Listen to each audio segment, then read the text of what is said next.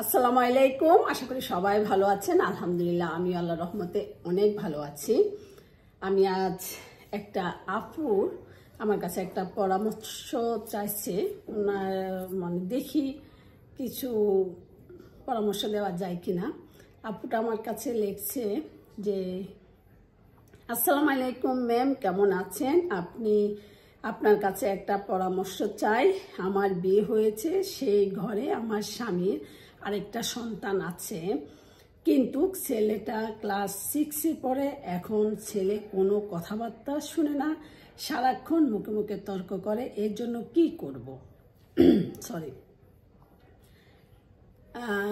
আমার স্বামী ছেলের পক্ষে কথা বলে, দয়া করে আমাকে কিছু জানাবেন আর এই বিষয় নিয়ে একটা ভিডিও করেন। আমি স্বামীর কাছে থাকবো না, চলে যাব, দয়া করে জানাবেন ম্যাডাম। ওয়ালাইকুম আসসালাম আপু, প্রথমে তোমাকে আমি একটা পরামর্শ দিব যে হেরে গেলে যে সব সমস্যার সমাধান হয় এমন না।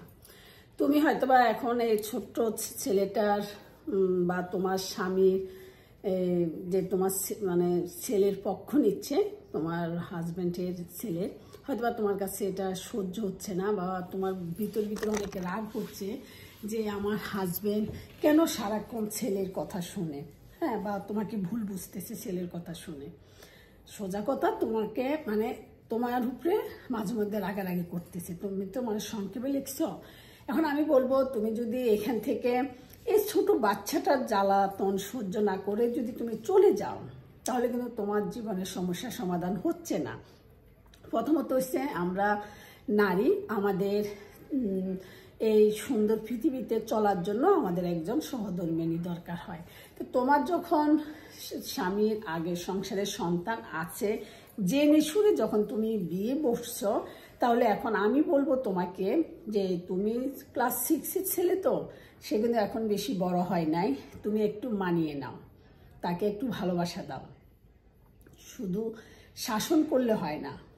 আর আমাদের সমাজে সৎ মাঝে কিন্তু অনেক সাবধানে চলতে হয়, অনেক সাবধানে চলতে হয়। দেখা গেছে আমরা আপন মা যারা আছি, আমাদের সন্তানে যদি একটা ভুল করে, আমরা কিন্তু একটা ধমক দিতে পারি, একটা মাইর লাগাতে পারি। কিন্তু যখন সৎ হয় ছেলেটা, তখন কিন্তু ওই ছেলেটাকে যদি তুমি একটু ধমক দাও বা মাইর দাও, তখন কিন্তু তোমার চারিপাশে যারা আছে সবাই কিন্তু একটা কথা বলবে যে সৎ ছেলে তো এই জন্য এমন করতেছে। কিন্তু আমরা আপন মাও শাসন করি, ঠিক আছে, কিন্তু সৎ মা যে সে শাসন করতে পারে না, তার মহা বিপদ। সে এমনভাবে চলতে হয় যে শুধু ভালোবাসবে, শাসন করতে পারে না। কিন্তু শাসন না করলে দেখা গেছে ছেলেটা বা মেয়ে সন্তান এলোমেলো হয়ে যাবে। কিন্তু এটা আমাদের সমাজ বুঝে না।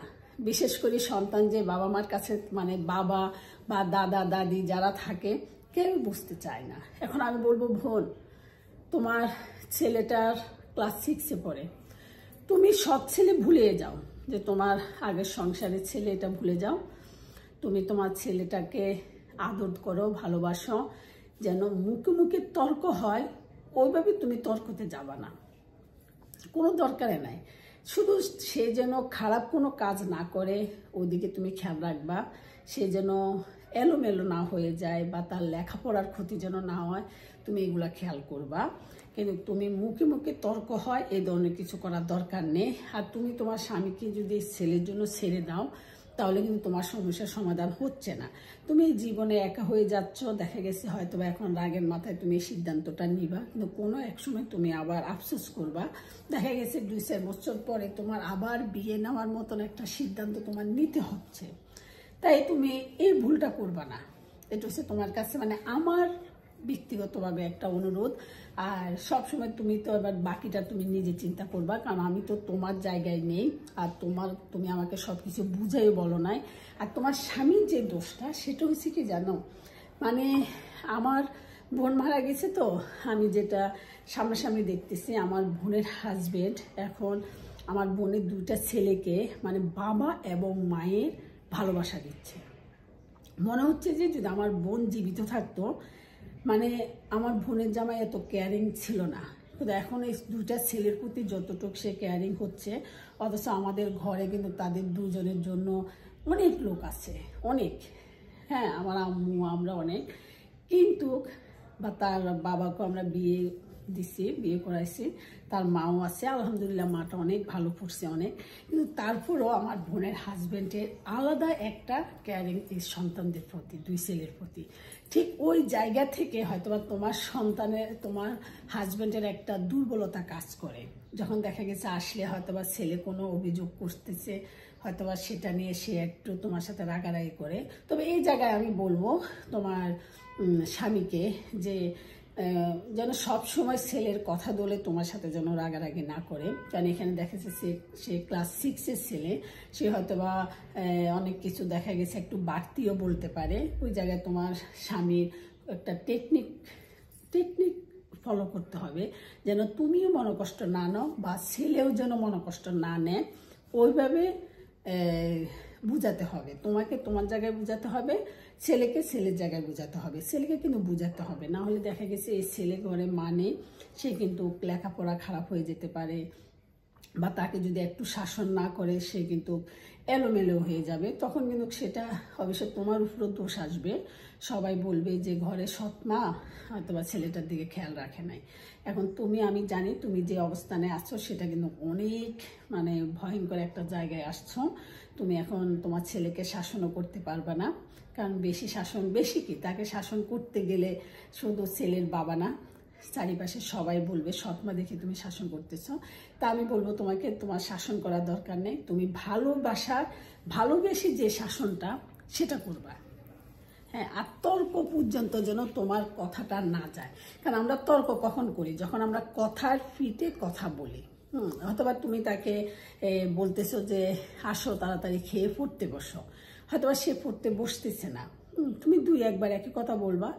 এরপরে আর তুমি তোমার হাজবেন্ড আসলে বলবা যে সে তো পড়ালেখায় মনোযোগ দিচ্ছে না, আমিও বলছি শুনতেছে না, তুমি একটু বুঝাই বলে দাও।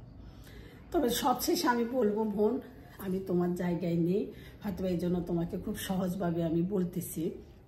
কারণ আমি জানি তুমি এই অবস্থানে মানে খুবই একটা খারাপ পরিস্থিতির মধ্যে দিয়ে যাচ্ছ। একদিকে তোমার স্বামীও তোমার পক্ষে কথা বলতেছে না, অন্যদিকে তোমার ছেলেটাকেও তুমি জয় করতে পারতেছো না। তারপরেও আমি সবশেষে বলবো তোমার স্বামীকেও একটু বুঝতে হবে তোমাকে, যে তোমার স্বামীর দুর্বলতা তোমার ছেলে মানে স্বামীর সন্তান, কিন্তু তারপরেও তোমাকে বুঝতে হবে। আর ছেলে তো ছোট, এখন আমি ছেলের উদ্দেশ্যে কিছু বলবো না, কারণ সে এখন যাই করতেছে সে কিন্তু মানে বুঝে করতেছে না। ক্লাস 6-এর ছেলে তো, হয়তোবা তাকে আমাদের সমাজে একটা জিনিস কি মানে যখন বাবা দ্বিতীয় বিয়ে করে সে স্কুলে যাক, পাড়ার ছেলেমেয়েদের সাথে খেলতে যাক, আমাদের প্রতিবেশীরা খোঁচায় কিছু কথা জিজ্ঞেস করে, তখন ছেলে মেয়েদের মনটা ছোট হয়ে যায়।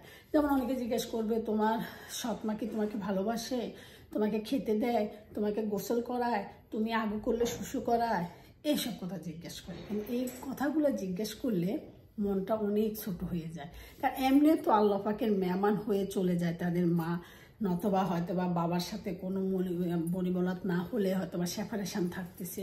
কিন্তু এরপরে যদি ঘরের যে পরে মা আসে, সৎ মাকে নিয়ে যদি বিভিন্ন রকমের প্রশ্ন করা হয়, তখন কিন্তু সন্তানদের মনটা অনেক ছোট হয়ে যায়, অনেক।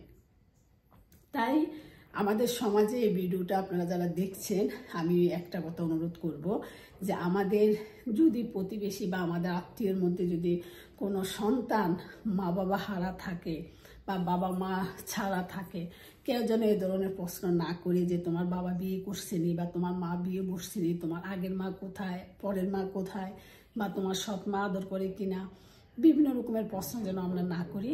কারণ এই ধরনের প্রশ্নে আমাদের সন্তানদের মনটা অনেক ছোট হয়ে যায়। এবং কি অনেক সময় দেখা গেছে মানে এই যে খুঁচে কথাগুলো জিজ্ঞেস করে যে তোমাকে গোসল করায়, তখন যদি তার সৎ মাটা তাকে গোসল না করায়, তখন তার মাথায় আসে যে রে আমাকে তো গোসল করায় না, পাশের বাসার আন্টি তো আমাকে এটা জিজ্ঞেস করছে, আমাকে তো লোকমাধুরী ভাত খাওয়ায় না, পাশের বাসার আন্টি তো জিজ্ঞেস করতেছে, আমার মা হলে তো খাওয়াতো। তাই এসব কথা আপনারা জিজ্ঞেস করবেন না।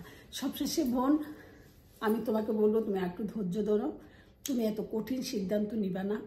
যে তুমি তোমার সন্তান আর হাজব্যান্ডকে রেখে চলে যাবা, এটা নিবে না। তুমি একটু বুকে জড়াই ধরো, একটু তুমি ভালোবাসো, 2 মাস 4 মাস একটু দেখো, একটু বুকে জড়াই ধরো, বা তার মানে খারাপ কাজগুলা তুমি ধমক না দিয়ে সুন্দর করে বোঝায় ফিরাই আনতে পারো কিনা চেষ্টা করো। কারণ চলে গেলে যে সমস্যার সমাধান হবে তা না, আর তোমার হাজব্যান্ডও যে একদম সমস্যা মুক্ত হবে তা না, তোমার সন্তানও যে ভালো হয়ে যাবে ছেলে তাও না। তাই তুমি উপস্থিত থেকে দেখো তাদের বাপ ছেলেকে তোমার ভালোবাসার মানুষ করতে পারো কিনা, তাহলে তুমি বিজয়। কারণ আমরা নারী সব পারি। একটা কথা মনে রাখবে, আমরা নারী যে কোনো অবস্থানে থাকি, যে কোনো পরিস্থিতিতে থাকি, আমরা কিন্তু জয় করতে পারি। একটা কথা মনে রাখবা, তুমি হেরে যাবা না বোন, তোমার কাছে এটা আমার অনুরোধ। তুমি একটু সময় দাও তাদেরকে, 4 মাস 6 মাস ভালোবাসো, অফুরন্ত ভালোবাসো তোমার ছেলেকে। আমার বিশ্বাস তোমার ছেলে সৎ মাঝে তুমি সেটা ভুলে যাবে। পৃথিবীর সব সৎমারা এই সমস্যাগুলো থেকে যেন বেরোয় আসতে পারে। সত্যি অনেক অনেক সৎমা কিন্তু ভালো আছে, সবাই খারাপ না। ওই 2-1 জন খারাপের জন্য এবারে যে আমরা সবাইকে খারাপ বলি, কিন্তু খারাপ না, অনেক ভালো সৎমা আছে। জানি না আমার পরামর্শটা তোমার পছন্দ হবে কিনা। ভালো থাকো, তোমার পরিবারটা সুন্দর এবং সুখী হোক। ওকে, আল্লাহ হাফেজ, আসসালামু আলাইকুম।